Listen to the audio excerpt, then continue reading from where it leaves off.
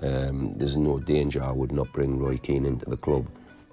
Like I say, it was a bit detrimental to me because then Incy and Keane sort of got into the midfield most of the time, but every now and again, if they were suspended or injured. Bryan Robson named his 4 toughest football opponents. But here's the shocking truth. This isn't just about rival players, it's about a clash that exposed the very soul of Manchester United. Bryan Robson was the ultimate English captain. He was Captain Marvel, the beating heart of Manchester United for over a decade. The man Sir Alex Ferguson called the best captain he ever had. Better than Roy Keane, better than Eric Cantona, better than all of them. He was the complete midfielder. Strong, tireless, brave beyond reason. He played 461 games for United, scored 99 goals, won 90 caps for England. He was so brave that his body broke down from it. 3 broken legs, a broken collarbone, endless injuries.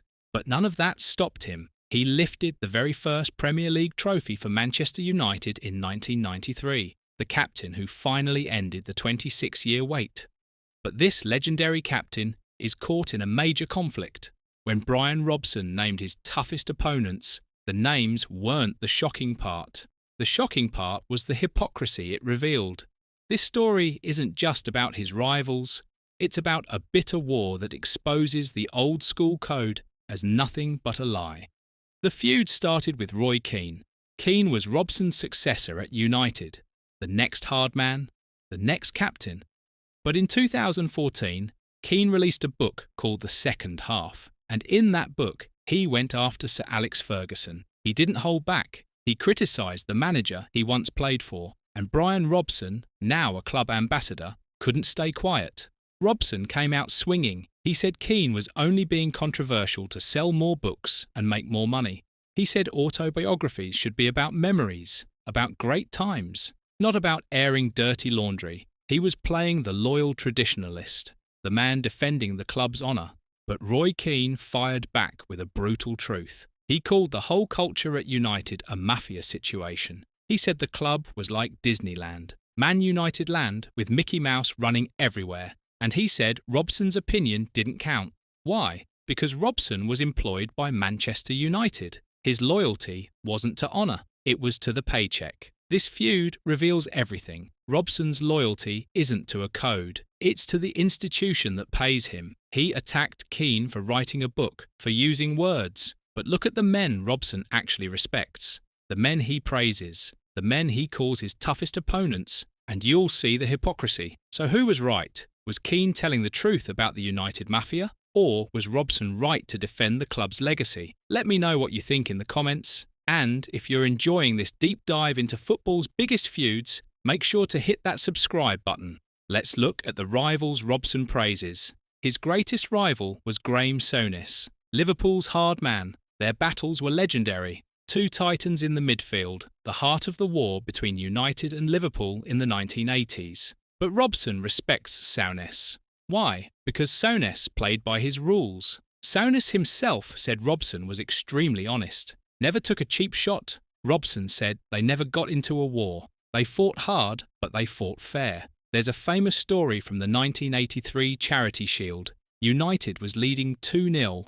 Robson broke through on goal. Souness brought him down from behind. A clear professional foul. The referee reached for his pocket to send Souness off, but Robson stopped him. He asked the referee not to send Souness off. Why? Because he had enjoyed a good contest. He wanted to keep fighting. This sounds noble, but think about it. Robson respects Souness because Souness played by his rules. Souness called Robson his worst nightmare. Robson loves this rivalry because it makes him look good. It reinforces his own image. He respects Souness's on-field aggression, but he attacks Keane for off-field honesty. It shows Robson's code is selective. It only applies when it suits him. Now look at his next rival. When asked to name the single hardest opponent he ever faced, Robson always names Jimmy Case, another Liverpool midfielder. But listen to how Robson describes him. He is careful to say, I won't say he was dirty. Instead, he admires Case.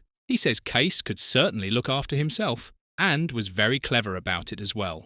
Clever about it, that's the key. Robson doesn't respect honesty. He respects intelligent aggression. He respects the craft of getting away with a foul. Jimmy Case learned his trade playing for a Dockers club, facing grown men as a teenager. He lived by a simple rule: if you hold back, you're the one who will get hurt. That's the world Robson really respects. Not honour, not honesty, clever brutality. So Robson admires a player for being clever with his aggression. But he condemns Roy Keane for being controversial with his words.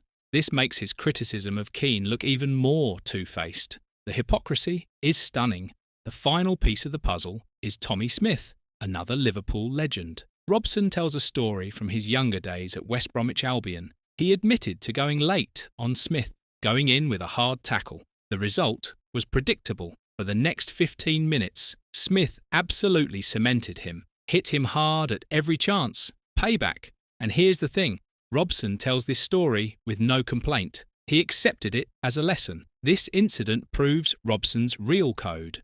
You can break the rules, you can go in late, as long as you're willing to accept the violent retribution that follows. So why didn't he apply this code to Roy Keane? In Robson's world, Keane went late on Ferguson with his words. The book was the retribution. But Robson didn't accept it. He didn't respect it as part of the game. Instead, he complained about money. He defended the Disneyland image of the club. He proved Keane's point. He's no longer the tough captain. He's just a company man, a puppet for the mafia. When you look deeper into this pattern, something becomes crystal clear. Robson's entire worldview was built on a foundation of physical dominance and unspoken agreements between warriors on the pitch. He came from an era where footballers settled their disputes with tackles, where respect was earned through blood and sweat, and where the code of silence about what happened in the dressing room was sacred. This wasn't just about football for Robson. It was about a way of life, a culture, a belief system that governed how men should behave.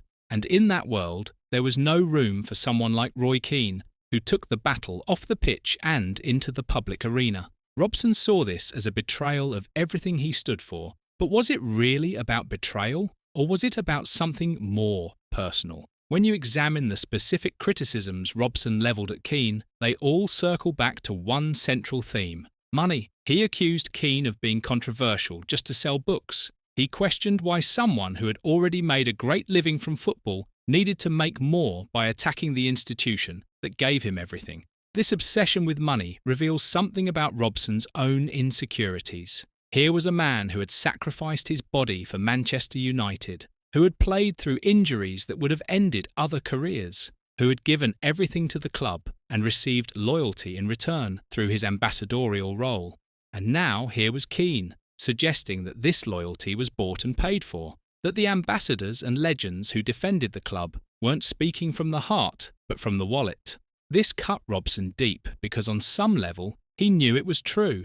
His position at United wasn't just an honorary title, it was a job, and jobs come with expectations. You don't bite the hand that feeds you. You don't criticise the manager who made you famous. You don't expose the inner workings of the club to the public. These were the unwritten rules of Robson's generation, and Keane was breaking every single one of them. But the deeper you dig into this conflict, the more you realise it's not really about money or loyalty or even honour. It's about power. Specifically, it's about who gets to control the narrative of Manchester United's history. Robson and his generation believed they had earned the right to shape that story. They were the ones who lived it, who suffered for it, who built the foundation upon which the modern success was constructed. And they wanted that story told their way, a way that emphasised unity, sacrifice, and collective glory. Keane represented a different approach. He believed that the truth, however uncomfortable, was more important than maintaining a comfortable fiction. He believed that the players who came after him deserved to know what really happened behind the scenes, the conflicts, the betrayals, the human drama that was sanitised out of the official history. In Keane's view, the old guard's obsession with protecting the club's image was actually doing more harm than good. It was creating a culture where honest criticism was seen as disloyalty, where questioning authority was treated as treason, where speaking your mind could get you cast out of the family forever. This was the mafia mentality Keane was fighting against, and Robson, whether he realised it or not, was one of its enforcers. The irony is that Robson's reaction to Keane's book proved Keane's entire point, by publicly attacking Keane for his honesty, by accusing him of mercenary motives, by suggesting that former players should only write glowing tributes to the club that employed them. Robson demonstrated exactly the kind of institutional control that Keane was criticising. He showed that there was indeed an expectation of loyalty that went beyond what happened on the pitch, an expectation that former players would protect the club's interests even at the expense of their own truth. And the punishment for violating this expectation was public shaming and exile from the inner circle. This brings us back to the question of hypocrisy. Is it hypocritical for Robson to celebrate the physical enforcers of his playing days while condemning the verbal enforcer of his retirement? The answer is yes, but it's a hypocrisy born of a fundamental misunderstanding of how the world has changed. In Robson's era, the battles were fought on the pitch and stayed there. What happened in the dressing room stayed in the dressing room. The media was largely kept at arm's length. Players had privacy. Careers could be managed without constant public scrutiny. But Keane came of age in a different world, a world of 24-hour sports media, where every comment was analysed, where silence was interpreted as weakness, where controlling your own narrative meant being willing to tell your own story before someone else told it for you. In this new world, the old code of silence wasn't just outdated, it was dangerous. It left players vulnerable to having their stories twisted or erased entirely. Keane understood this. Robson didn't. And that fundamental disconnect is what turned two Manchester United legends into bitter enemies, fighting for their version of history. The feud with Keane isn't just personal, it's a collision of eras. Robson is the old-school captain, the man who believes in public unity, in keeping secrets, in loyalty to the institution. Keane is the modern player, the man who values outspoken honesty above all else, who sees through the corporate image and refuses to play along with it. By attacking Keane, Robson revealed his own legacy, but not in the way he intended. He showed his code was selective, that he would protect the mafia that employed him, that his respect for Souness, his admiration for Case, and the lesson he learned from Smith all pointed to one thing. He valued physical toughness on the field, but he couldn't handle the truth of it. The contradiction in his character became impossible to ignore once the spotlight shifted from the pitch to the boardroom. But to only focus on this feud is to forget the man he was. He was Captain Marvel for a reason. He was the heart and engine of Manchester United, the bridge between two eras at the club. He was so committed that his body was a litany of serious injuries, too brave for his own good. His 461 games, his 99 goals, his 90 England caps. These are the facts. And it was just and fitting that after a 26-year wait, the man who lifted the very first Premier League trophy for Manchester United was Bryan Robson. Ultimately, Robson's character was forged in a different time. His respect for Souness, his admiration for Case, and the lesson he learned from Smith all point to a man who mastered the brutal code of his era. While his clash with Roy Keane shows a man out of step with the modern world, it doesn't erase the warrior who came before. He was, and always will be, a true icon of English football. But what do you think? Is Robson a hypocrite for attacking Keane, or was he right to defend the old-school code? Let us know your thoughts. Thanks for watching, and if you want more stories about football's biggest legends, hit that subscribe button. We'll see you in the next one.